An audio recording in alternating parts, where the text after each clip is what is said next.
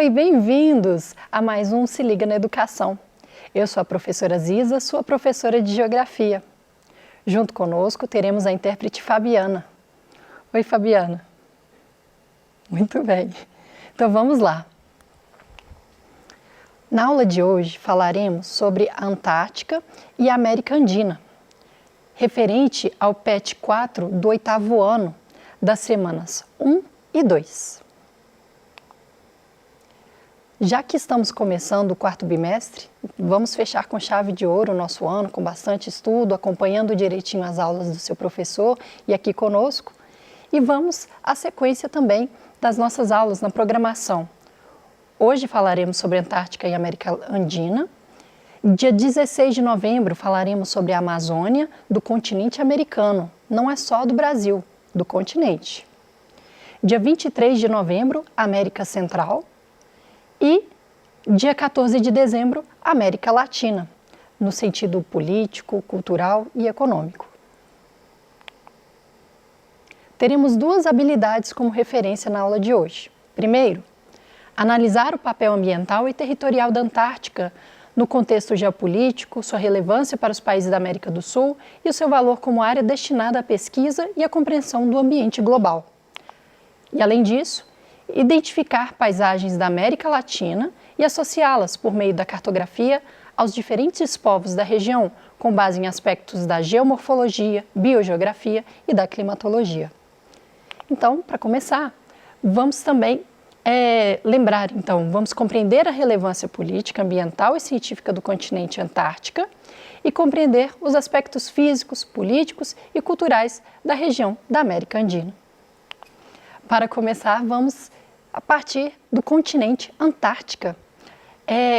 A partir da projeção azimutal, vendo a Terra esférica e colocando um plano abaixo, nós identificamos essa grande porção continental de terras acima do nível do oceano, uma terra imersa, banhada pelo Oceano Atlântico, o Oceano Índico e o Oceano Pacífico. Na projeção cilíndrica, que normalmente a gente vê no GeoAtlas, a gente consegue ver então como se ela estivesse esticada.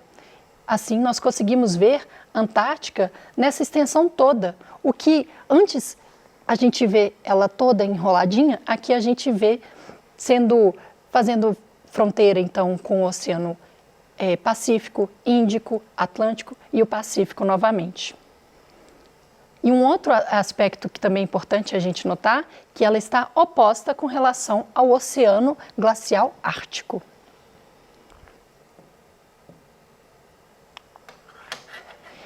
Ambos os nomes estão corretos, tanto Antártica quanto Antártida. É natural para nós, mas quando a gente vai ver, a língua portuguesa de Portugal utiliza mais Antártida. E no Brasil utilizamos Antártica, até faz menção ao refrigerante, né? E Antiártica, que dá a origem desse nome. Então eles conheciam, há muito tempo os europeus já exploram aos poucos, tanto russos quanto os próprios europeus da Escandinávia, exploravam esse oceano glacial ártico. E quando chegaram no extremo sul, encontraram a Antiártica. Ressaltando também a questão da linha imaginária que abrange a área do nosso continente, do continente Antártico. Então, ela vai ser circundada a 66 graus sul pelo Círculo Polar Antártico, o que vai determinar as condições tão extremas de frio.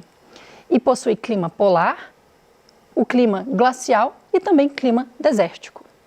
É um continente mais frio do mundo, principalmente na sua porção oriental. Lembrando que, quando falamos da porção oriental, estamos falando dessa proximidade banhada pelo Oceano Pacífico. E se a gente pegar para ver a perspectiva astronômica, é muito interessante a gente pensar que existem dias contínuos de verão, quando o Sol está irradiando no verão no hemisfério sul, e com isso, por mais que a Terra gire em torno do seu próprio eixo, fazendo movimento de rotação, a sucessão dos dias acontece no calendário, mas o Sol não se põe. durante meses. Imagina que coisa doida que deve ser dormir com o sol ali aparecendo no horizonte. Ao mesmo tempo, no inverno, ocorre o contrário também. Quando o hemisfério norte está no verão e o hemisfério sul está no inverno, o que nós vamos identificar? É uma sombra, a Terra girando sobre o seu próprio eixo e sempre sendo noite.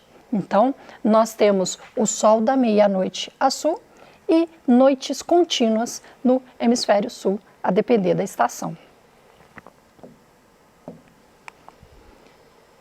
E é curioso que as temperaturas são tão frias que a gente tem o dado de que em 1983, uma estação de pesquisa russa de Vostok chegou a registrar menos 89,2 graus Celsius. Não tinha gente ali, provavelmente, para dar conta, mas os equipamentos registraram isso. Então, são condições muito extremas mesmo.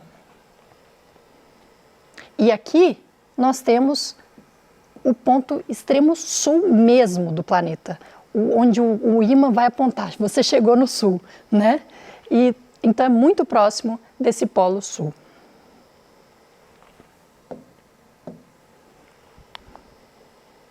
Sobre o ecossistema da Antártida, a vegetação, né, envolve uma vegetação de rasteira de tundra, que só aparece no verão, além de musgos, líquens, que vão aparecer nas rochas. Sobre os animais, destacamos pinguins, focas, baleias, polvos gigantes, bacalhau, peixe-gelo, os crios que vão atrair os cardumes das baleias e dos peixes. E um detalhe, quando a gente, por exemplo, vai falar Antártica, nós identificamos que tem pinguins. E lá no Polo Norte, eles vão ter ursos polares. E também uma questão que a gente destaca é que, sazonalmente, existem pássaros que migram para a Antártica também.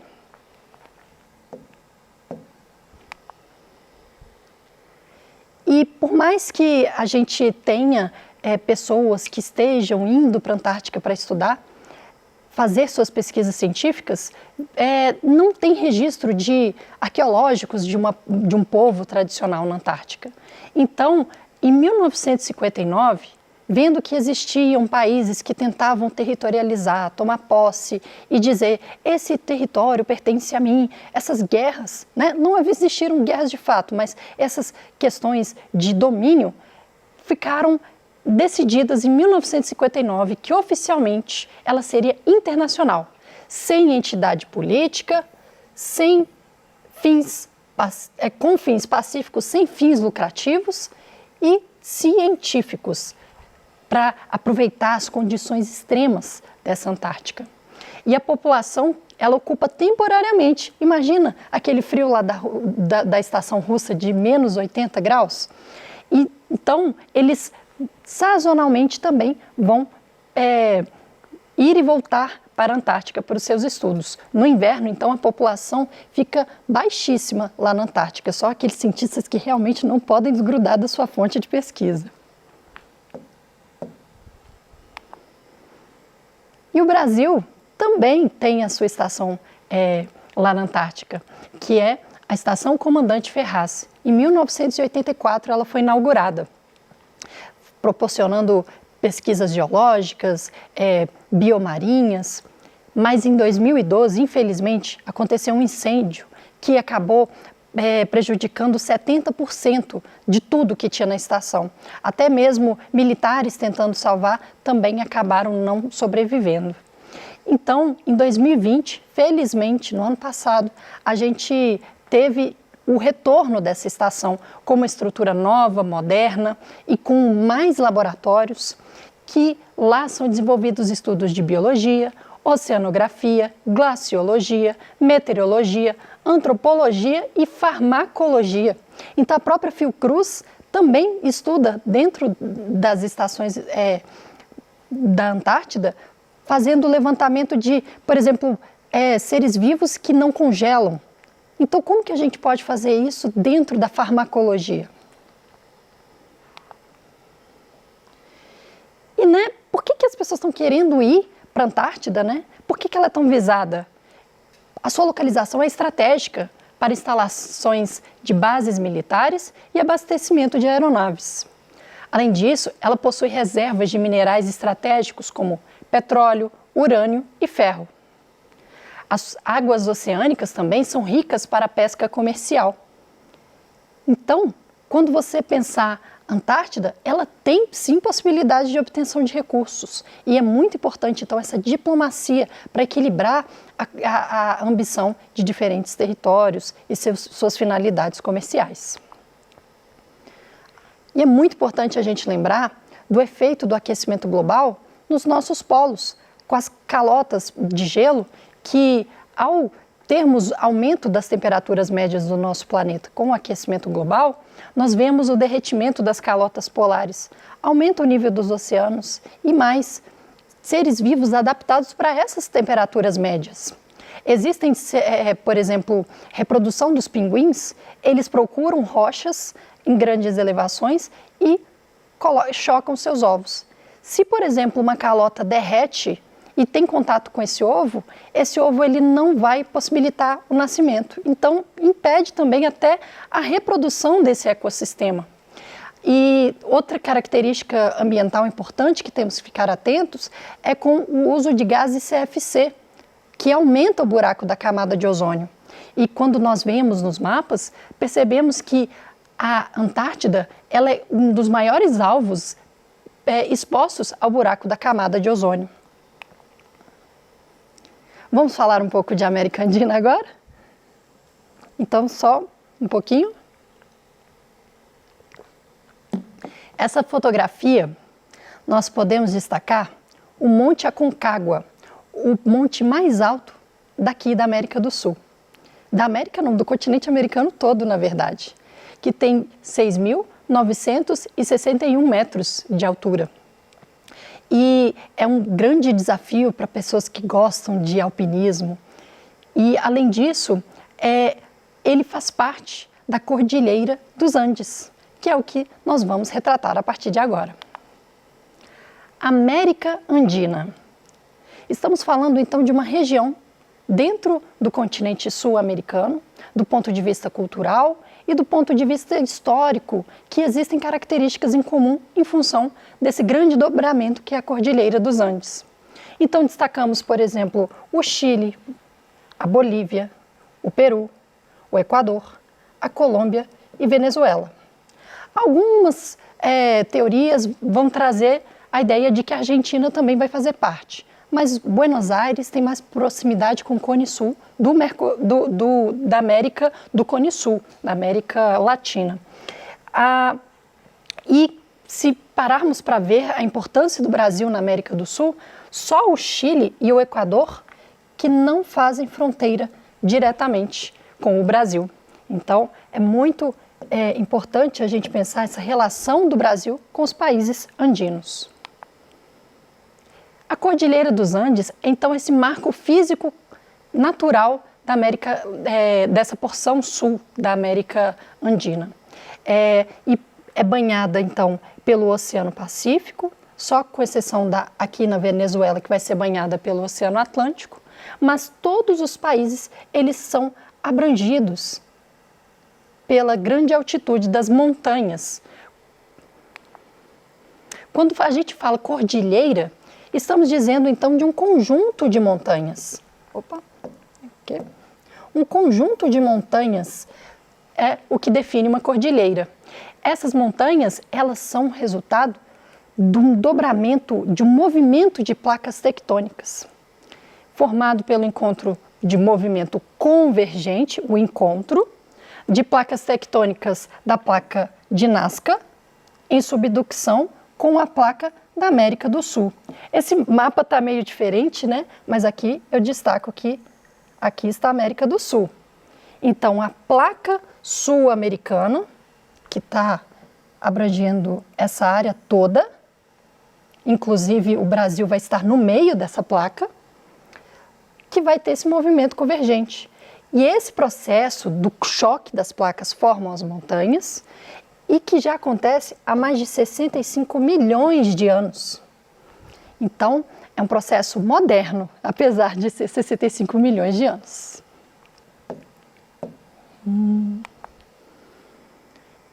E já que temos uma região que latitudinalmente vai variar, o clima também pode variar. Ele vai de acordo com a latitude, se é mais próximo da linha do Equador, pela altitude, como é o caso das montanhas, que podem gerar um ar mais rarefeito, ou podem também ser a barreira para a passagem de massas de ar, impedindo a precipitação. E também a proximidade do Oceano Pacífico, que as correntes frias, elas podem gerar menos precipitação. Então destacamos o frio de montanha, inclusive com picos com neves eternas, o clima equatorial, o clima desértico, que já mencionei, o relevo sendo um impedimento, e um clima mediterrâneo. Estou fazendo menção a um clima que, quando é verão, não precipita. Então, com isso, as correntes marítimas frias, quem proporcionam na costa do Chile o clima mediterrâneo. E aí, no mapa, nós conseguimos identificar. E no sentido de ecossistema, abriga uma enorme riqueza ecológica com vasta fauna e flora. É uma vegetação rasteira de estepes, que a gente destaca o capim-chu, que vai alimentar as lhamas, por exemplo.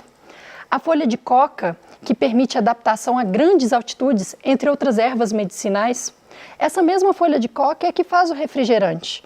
E que também ela tem propriedades para a pessoa que tem náusea quando está em grandes altitudes, ou então está com a pressão baixa.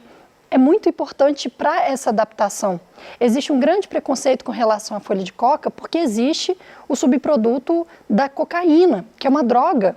E com isso existem questões de ilegalidade, questões de conflitos de traficantes, e com isso a Colômbia, Venezuela, Bolívia acabam também sendo cenários desses conflitos. Destacamos também animais de montanhas como as lhamas, alpacas, o guanaco, a vicunha. Guanaco e vicunha são menos conhecidos, porque eles são selvagens. Já a lhama e a alpaca, elas foram domesticadas, proporcionam transporte, a sua pelagem pode ser utilizada no artesanato. E a América Andina foi colonizada pelos espanhóis, todos falam a língua espanhola. Os países andinos preservam muito bem suas tradições culturais com fortes traços culturais dos seus povos originários, como os quechuas, aimarás, entre outros. Então, os artesanatos como as joias de prata, esculturas de madeira, flautas, entre outras coisas que eles fazem com a lã da lhama e das alpacas.